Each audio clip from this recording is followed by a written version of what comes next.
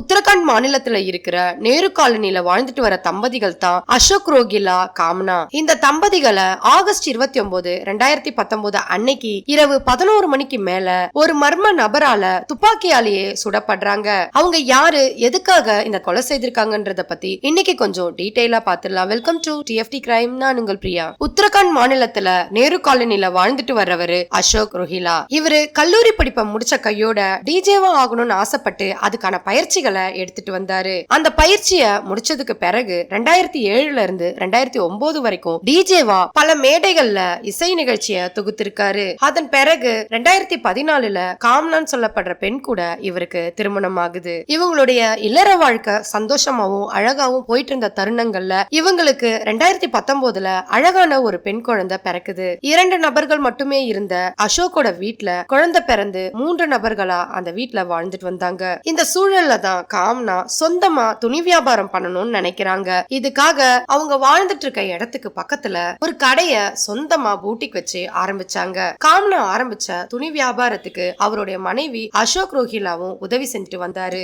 இந்த சூழல்ல தான் அசோக்குடைய அத்தை மகனான அஜய் வர்மா அசோக்குக்கு போன் செய்யறாரு. அந்த கால் எடுத்து அட்டன் பண்ண அசோக் கிட்ட மதுபோதைக்கு அடிமையாகிட்டதால தான் வீட்லயே சேர்க்க மாட்டேங்கிறாங்கன்னு சொல்லி மன வருத்தப்பட்டிருக்காரு. இதோட உறவினர்கள் வீட்லயும் சில நபர்கள் தங்கறதுக்கு இடம் கேட்டும் தர மறுத்துட்டதாவும் அசோக் கிட்ட சொல்லி வருத்தப்பட்டாரு. அந்த நேரத்துல அசோக் தான் வீட்டுல வந்து கொஞ்ச நாட்களுக்கு தங்கும்படி சொல்லிருக்காரு. அதோட மது போதையில இருந்து விடுபடுறதுக்கான முயற்சிகளை செய்யணும்னு சொல்லி அறிவுரையும் சொல்லிருக்காரு. இதுக்கு சம்மதம் தெரிவிச்ச அஜய் வர்மா கொஞ்ச நாட்களுக்கு அசோக்கோட வீட்டுல தங்கியிருக்காரு. மது போதைக்கு அடிமையானதால அசோக்குடைய மனைவியான காம்னாவுக்கு அஜய் வர்மா இங்க தங்கறது கொஞ்சம் கூட பிடிக்காம இருந்திருக்கு. இதனாலேயே தம்பதிகளுக்குள்ள அடிக்கடி சண்டைகள் வந்திருக்கு. ஆனா அசோகோ தன்னோட அத்தை மகன்ன்றதால வேற வழி இல்லாம தான் இங்க தங்க வச்சிருக்கிறதா சொல்லி அடிக்கடி தன்னோட மனைவிய சமாதானப்படுத்திக்கிட்டே வந்திருக்காரு. இந்த சூழல்ல தான் 2014 அஜய் வர்மாவை ஒரு கொலை குற்றத்துக்கு காரணம் காட்டி அதிரடியா கைது பண்ணிருக்காங்க.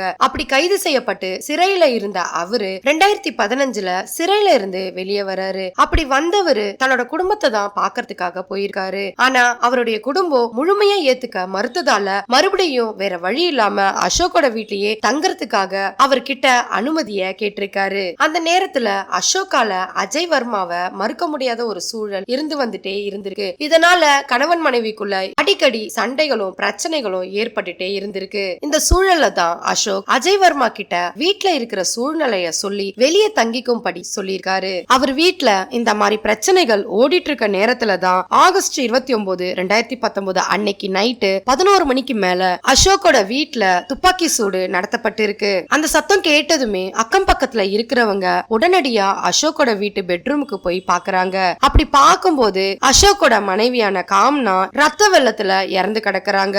அசோக்கோ குண்டடிப்பட்டு உயிருக்கு போராடிட்டு இருக்காரு. இந்த காட்சியை பார்த்த அக்கம் பக்கத்துல இருந்த நபர்கள் ஒரு பதட்டத்தோட அந்த பெட்ல படுத்துட்டு இருந்த 3 வயது குழந்தைய தூக்கி குண்டடிப்பட்டிருக்கான்னு செக் பண்ணி பாக்குறாங்க. குழந்தை நல்லா இருக்கிறத தெரிஞ்சதுமே உடனடியா போலீஸ்க்கும் ஆம்புலன்ஸுக்குமே தகவல் சொல்றாங்க. சம்பவ இடத்துக்கு வந்த போலீஸ் உடனடியா காமனாவோட உடலை பிரேத பரிசோதனைக்காக அனுப்புறாங்க.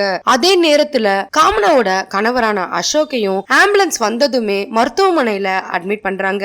அப்படி சேர்க்கறதுக்கு முன்னதாவே அவரு சுயநினைவை இழந்துட்டதா சொல்லப்படுது. சம்பவம் நடந்த இடத்துக்கு வந்த போலீஸ் அவங்களுடைய முதற்கட்ட விசாரணைய அக்கம் பக்கத்தினர் கிட்ட கேட்டிருக்காங்க. அப்படி கேட்கும் போது பக்கத்து வீட்டுல இருந்த ஒரு நபர் அசோக்குடைய வீட்டுல இருந்து கன் ஷூட் பண்ற சத்தமும் வித்தியாசமான குரல் சத்தமும் கேட்டதா சொல்லியிருக்காரு. அதே நேரத்துல போலீஸ் சம்பவம் நடந்த இடத்தை ஆய்வு பண்ணிருக்காங்க. அப்படி ஆய்வு நடத்தப்படும் போதுதான் அசோக்குடைய வீட்டுல சிசிடிவி கேமரா இருக்கிறத பாக்குறாங்க. உடனடியா அந்த கேமரால ஏதாவது பதிவுகள் இருந்தா ஆதாரங்களை சேர்க்கறதுக்காக அதை ஆய்வு பண்ணிருக்காங்க. அப்பதான் போலீஸ்க்கு ஒரு விஷயம் தெரிய வருது. சிசிடிவியோட டிவிஆரே காணாம போயிட்டது. வீட்டுக்குள்ள வந்த மர்ம நபர் குடும்பத்தை தாக்கிட்டு சிசிடிவில பதிவாகி இருக்கும்ன்றது தெரிஞ்சதுதான் டிவிஆர் எடுத்துட்டு போயிருக்காங்கன்றத போலீஸ் கன்ஃபார்ம் பண்றாங்க. அந்த நேரத்துல போலீஸ் இந்த குடும்பத்தை தாக்குன நபர் இந்த குடும்பத்தை சேர்ந்தவங்களோ உறவினர்களோ நட்பு வட்டாரங்களோ நன்கு பரிச்சயமான நபரா தான் இருக்க முடியும்ன்ற கோணத்துல விசாரணைய எடுத்துட்டு போறாங்க. மறுபுறம் போலீஸ் காமனாவோட அம்மாவுக்கும் அப்பாவுக்கும் வீட்டுல நடந்த சம்பவத்தை பத்தி தெரிவிக்கிறாங்க. அவங்க கிட்டயும் போலீஸ் சில தகவல்களை கேட்டு தெரிஞ்சுக்கிட்டாங்க. வீட்டுக்கு பரிச்சயமான நபர்களோ அல்லது அசோக் வியாபார ரீதியாவோ நட்பு ரீதியாவோ எதிரிகள் யாராவது இருக்காங்களான்ற விசாரணையும் நடத்தி வந்தாங்க. இந்த விசாரணை 2-3 நாட்கள் நடந்துட்டு இருக்கும் போதே மறுபுறம் அசோக் சுயநினைவை இழந்து மருத்துவமனையில இருக்கிறதால அவர்கிட்டயும் போலீஸ் விசாரணை நடத்த முடியாத சூழல் ஏற்பட்டு இருந்தது. அசோக்கு குண்டடிப்பட்ட இடம் இடுப்புக்கு கீழன்றதால அவர் உயிர் பிழைச்சு கண் விழிச்சிட்டதா போலீஸ்க்கு மருத்துவமனையில இருந்து தகவல் கிடைக்குது. இந்த தகவல் கிடைச்சதுமே போலீஸ் மருத்துவமனையில இருக்கிற அசோக் கிட்ட அவர்கிட்ட விசாரணைய நடத்தி வந்தாங்க. அப்படி நடத்தப்பட்ட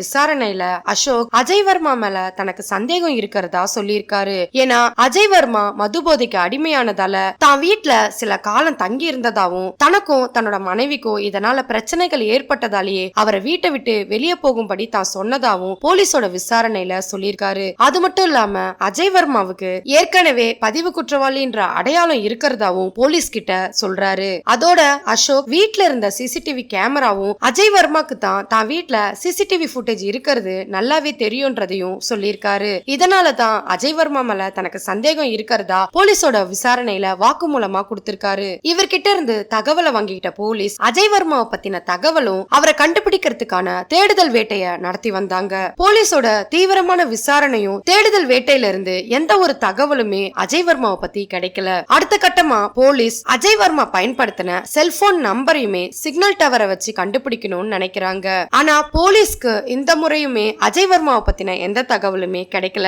இறுதியா அவருடைய மொபைல் டவர் ராஜஸ்தான் வனப்பகுதியை காட்டினதா சொல்லப்படுது. கடைசியா கிடைச்ச சிக்னல் டவரை வச்சு வனப்பகுதி முழுவதும் போலீஸ் குழுக்களை அமைச்சு தேட ஆரம்பிச்சாங்க. ஒருவேளை அஜய் வர்மா இந்த கொலையை செய்துட்டு காட்டுக்குள்ள மறைஞ்சிருக்காரோன்ற எண்ணமும் போலீஸ் நினைச்சிருந்திருக்காங்க. அந்த இடம் அடர்ந்த வனப்பகுதின்றதால போலீஸால முழுமையா தேட முடியாத ஒரு சூழலுக்கு தள்ளப்பட்டாங்க. அசோக்குடைய வாக்குமூலத்தை வச்சு அஜய் வர்மாவை தேடிட்டு இருந்த போலீஸ்க்கு அசோக் மேலேயே ஒரு கட்டத்துக்கு மேல சந்தேகம் வர ஆரம்பிச்சது. ஏன்னா அசோக் கிட்ட அவங்க தொடர்ந்து விசாரணைய நடத்திட்டே வந்தாங்க. அவர்கிட்ட இருந்து சில நேரங்கள்ல முன்னுக்கு பின்னான பதிலே போலீஸ்க்கு கிடைச்சதாலேயே இந்த சந்தேகம் ஏற்பட்டதா சொல்லப்படுது. இதுக்காக போலீஸ் அசோக் மேல ரகசிய கண்காணிப்பை நடத்திட்டு வந்தாங்க. இந்த சூழல்ல தான் அசோக்குடைய மொபைல்ல இருந்து போன கால்ஸ ட்ராக் பண்றாங்க. அதுல அவருடைய 3 நண்பர்களுக்கு தொடர்ந்து கிட்ட இருந்து பல முறைக்கு மேல அழைப்பு போனதா தெரிய வந்திருக்கு. ஆனா அசோக்கோட மனைவி காமனா இறந்ததுக்கு பிறகு அவங்க கிட்ட இருந்து எந்த ஒரு அழைப்புமே அசோக்கு வரல. இத நோட்டீஸ் பண்ண போலீஸ் அசோக் கிட்ட மறு விசாரணையை நடத்துறாங்க. அப்படி நடத்தப்பட்ட விசாரணையில சம்பவம் நடந்த அன்னைக்கு 2 நபர்கள் மோட்டார் சைக்கிள்ல வந்து தங்களை தாக்குனதா தெரிவிச்சிருந்தாரு. முதல்ல கொடுத்த விசாரணைக்கும் மறு விசாரணைக்குமே பல வித்தியாசங்களை அசோக் கிட்ட பார்க்க ஆரம்பிச்சாங்க. அவர்கிட்ட இருந்து வர பதில் எல்லாமே முன்னுக்கு பின்னா முரணா இருந்ததாலேயே அவர்கிட்ட தீவிர விசாரணைய நடத்தணும்னு நினைச்சாங்க. மறுபுறம் அவரு பாதிக்கப்பட்டவர்ன்றதாலேயும் சம்பவம் நடந்த அன்னைக்கு இருந்த ஒரே சாட்சி அவருன்றதாலேயே அவர் சொன்ன வாக்குமூலத்தை போலீஸ் நம்பிக்கிட்டு வந்தாங்க. ஒரு கட்டத்துக்கு மேல அவருடைய வாக்குமூலத்துல பல குளறுபடி இருக்கிறதாலேயே அவர் மேல அதிகப்படியான சந்தேகம் போலீஸ்க்கு எழ ஆரம்பிச்சது. இதுக்காகவே அசோக தீவிர விசாரணைய நடத்தினாங்க. ஆரம்ப கட்டத்துல மறுப்பு தெரிவிச்ச அசோக் போலீஸோட தரமான விசாரணைக்கு பிறகு தன்னுடைய மனைவிய தான் கொலை செஞ்சதா ஒத்துக்கிறாரு. அந்த நேரத்துல போலீஸ்க்கு அஜய் வர்மாவை வச்சுதான் இந்த கொலை நடந்திருக்குமோன்ற எண்ணம் போலீஸ்க்கு தோண ஆரம்பிச்சது. ஆனா அவர்கிட்ட நடத்தப்பட்ட விசாரணையில அவர் சொன்னதாவது அஜய் வர்மாவையே கொலை செஞ்சுட்டதா போலீஸ் கிட்ட வாக்குமூலத்துல சொல்றாரு. அதை கேட்டு அதிர்ச்சியான போலீஸ் அஜய் வர்மாவை கொலை செய்யறதுக்கான காரணம் என்னன்னு கேட்டிருக்காங்க.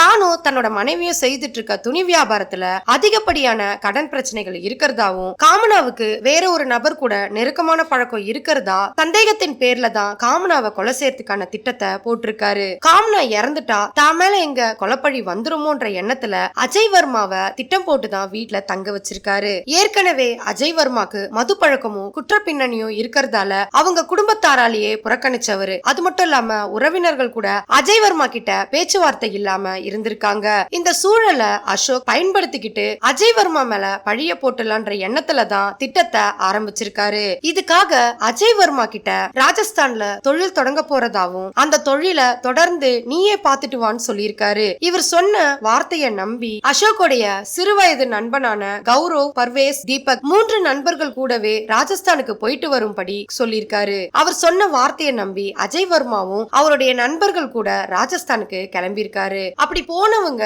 ராஜஸ்தான் காட்டு வழி பகுதியை தேர்ந்தெடுத்திருக்காங்க. அப்படி போற வழியிலேயே நண்பர்கள் 3 பேரும் சேர்ந்து அஜய் வர்மாவுக்கு மதுவை வாங்கி கொடுத்திருக்காங்க. அவரு முழுமையான மது போதையில இருக்கும் போது 3 நபர்களும் சேர்ந்து சேர்ந்து அவருடைய கழுத்தை நெரிச்சு கொலை செய்துட்டதா போலீஸோட தகவல்ல சொல்லப்பட்டிருக்கு. அஜய் வர்மா இறந்துட்டாருன்றத உறுதிப்படுத்திக்கிட்ட 3 பேரும் அவருடைய சடலத்தை வனப்பகுதியிலேயே தூக்கி எரிஞ்சிட்டு அங்க இருந்து யாருக்கும் தெரியாம கிளம்பி போயிருக்காங்க. இந்த சம்பவம் காமனாவை கொலை செய்யப்பட்டதுக்கு முன்னதாவே நவம்பர் மாதமே அஜய் வர்மாவை போலீஸோட விசாரணையில தெரிய வந்திருக்கு. அதன் பிறகு அஜய் வர்மாவை கொலை செய்யறதுக்காக உதவி செய்த நண்பர்களையும் கைது பண்ணிருக்காங்க போலீஸ். 3 நபர்கள்ல 2 நபர்களை மட்டும்தான் போலீஸ் கைது பண்ணிருக்காங்க. இன்னொருவர் தலைமறைவா இருக்கிறதாவும் அவரை தேடுற பணியில தீவிரம் காட்டி வராங்க.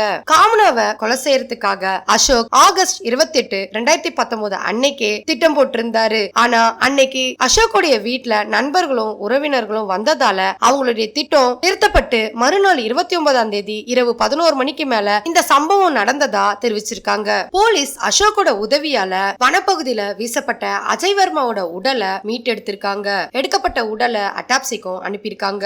அசோக்குடைய நண்பர்கள் கிட்ட நடத்தப்பட்ட விசாரணையில காமனாவை துப்பாக்கி சூடு நடத்துறதுக்கு முன்னதா பாம்பு கடிச்சுதான் காமனா இறந்து போற மாதிரியான திட்டத்தை போட்டிருந்திருக்காரு. வேற ஏதோ ஒரு காரணத்துக்காக அதை நிறுத்திட்டு தன்னோட நண்பர்களோட உதவியால சட்டவிரோதமான துப்பாக்கியால சுட்டுக் கொள்றதுக்கான திட்டத்தை போட்டுதான் சம்பவம் நடந்த அன்னைக்கு யாருக்கும் தெரியாம இரவு 11 மணிக்கு மேல காமனாவோட ரூமுக்கு அசோக்கே அவங்களுடைய நண்பர்களை வர வச்சிருக்காங்க. தான் மேல சந்தேகம் வரக்கூடாதுன்றதுக்காக காமனாவை சுட்டு கொலை செய்த பிறகு தன்னோட உடல்லையும் பாதிப்பு இருந்தா மட்டும்தான் போலீஸ் நம்மள நம்புவாங்கன்ற எண்ணத்துல தன்னை தானே இடுப்புக்கு கீழே ஷூட் பண்ணிக்கிறாரு. அதன் பிறகு அவங்க வீட்டுல இருந்த டிவிஆரையும் நண்பர்கள் கிட்ட எடுத்துட்டு போகும்படி அறிவுறுத்தி இருக்காரு. அவர் சொன்னதன் பேர்ல தான் 3 நண்பர்களும் டிவிஆரை எடுத்துட்டு போனதா போலீஸோட வாக்குமூலத்துல சொல்லியிருக்காங்க.